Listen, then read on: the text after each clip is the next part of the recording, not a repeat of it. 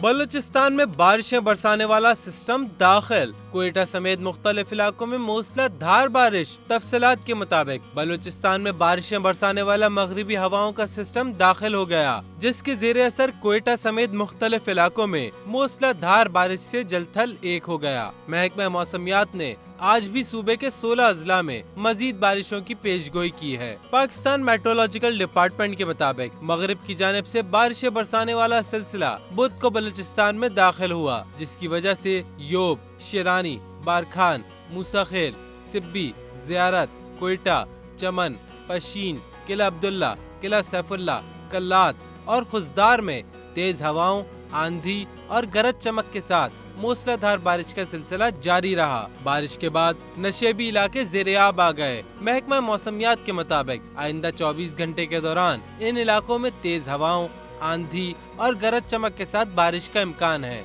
ताहम सूबे के दीगर अजला में मतला अबर आलूद रहेगा।